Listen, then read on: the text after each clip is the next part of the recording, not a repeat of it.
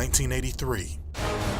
Amongst a wave of popular anti-heroes, vigilantes, and animalistic mercenaries, artist Keith Giffen and writer Roger Slifer introduced the world to a brand new villain in their popular Green Lantern spin-off, Omega Men. That interstellar bounty hunter was named Lobo. Initially introduced as an over-the-top parody of the aggressive and hairy heroes of other comic companies, Lobo was instantly adored by the fans and quickly evolved into the biggest badass in the universe.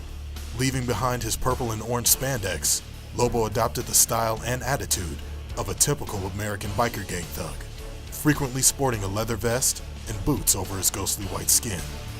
When you got Lobo on your team, who needs Superman? Traveling the universe on his galaxy-hopping space hog, Lobo often leaves a trail of bodies in his wake.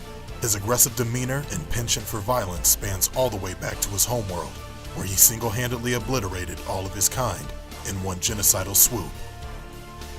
For the past 30 years, Lobo has faced off against most of the DC universe, including Batman, Aquaman, and even the big man himself, Superman. Say it.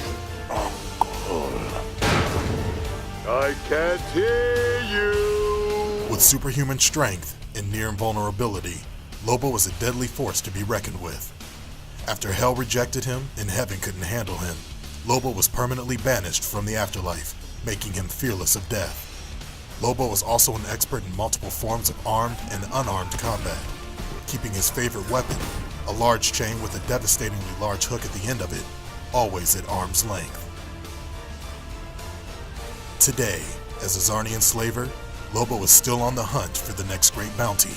But will the heroes and villains working under Superman's regime allow Lobo to wreak havoc on Earth, now that all crime has been abolished?